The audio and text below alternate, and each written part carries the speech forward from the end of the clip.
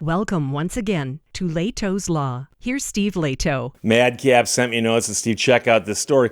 It didn't happen in America, but we're all familiar with the subject of the story.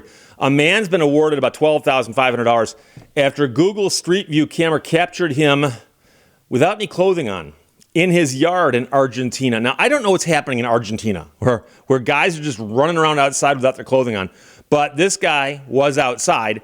Now, interestingly, he says he's behind a privacy fence, but that the Google Street View camera was up kind of high, so he's been awarded some money. CBS ran the story, and an Argentine, although I've also heard Argentine, captured naked in his yard by a Google Street View camera, has been awarded compensation by a court after his bare behind was splashed over the internet for all to see. The man is a policeman, and he sought compensation from Google for harm to his dignity, arguing he was behind a 6.5-foot tall wall when a Google camera captured him in the buff from behind in small town Argentina back in 2017. The story's just breaking now. His house number and street name were also part of this, and when the story broke, it was broadcast on nationwide television covering the story and shared widely on social media. Hey, check out this cop in his own backyard. Now, the man claimed the invasion exposed him to ridicule at work and among his neighbors. I can see that. Another court last year dismissed the man's claims for damages, ruling he only had himself to blame because he was, quote, walking around in inappropriate conditions in the garden of his home. That's the quote. Walking around in inappropriate conditions. And Google said the perimeter wall was not high enough. It was only 6.5 feet tall. Now, I got news for you. And I'm just, for comparison's sake, I'm 6'2". So build a wall 4 inches taller than I am standing up. That's a decent wall. The average person would have to come over and jump up and lift themselves to see over it. Unless they had a camera mounted on something on the roof of their car. And I've seen these cars in traffic, by the way. I've seen them. I've never had a chance to wave at one or anything like that, but I've seen them in traffic. So it's always interesting to see this weird thing go by. It's, there's a person in the car, but it always seems semi-robotic. So an appeals judge, however, concluded the man's dignity had been violated and awarded him an amount in pesos, which is the local currency, equivalent to about $12,500, and that's payable by Google. They wrote, this involves an image of a person that was not captured in a public space, but within the confines of their own home, behind a fence taller than the average-sized person. The invasion of privacy is blatant.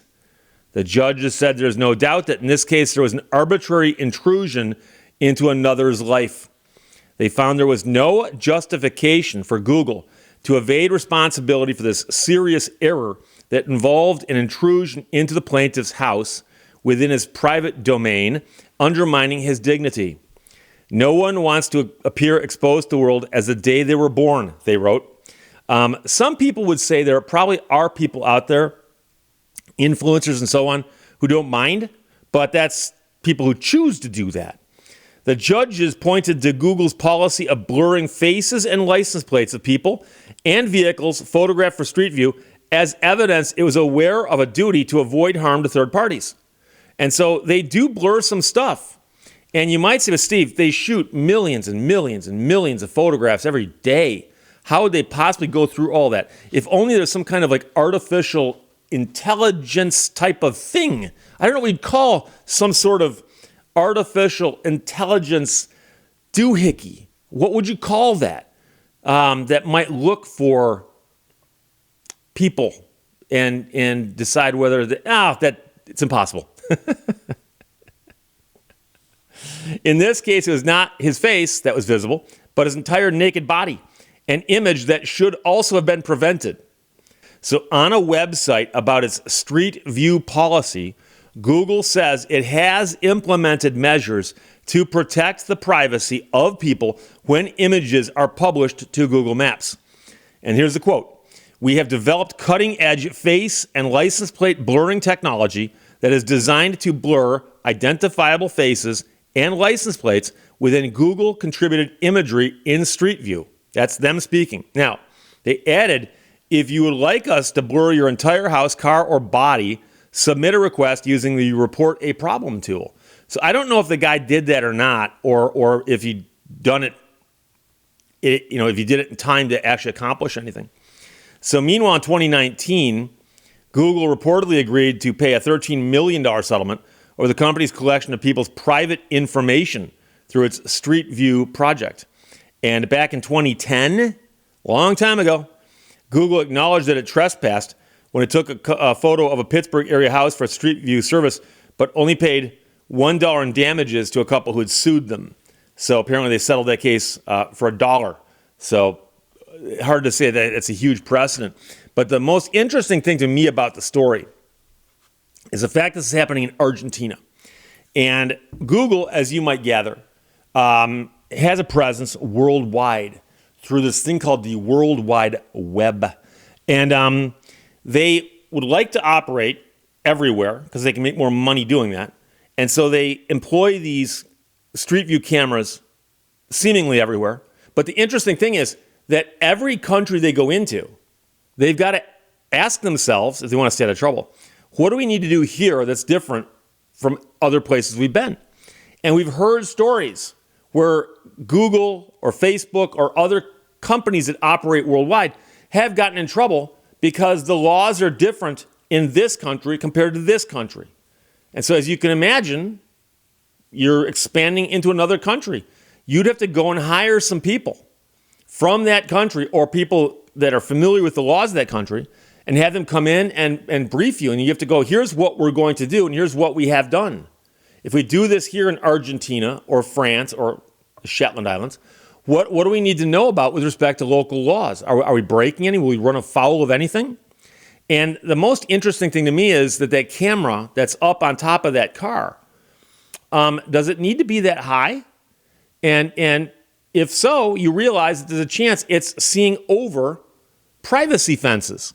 Now, you understand that people build fences for a lot of reasons. They make good neighbors, as do walls. But privacy fence. Now,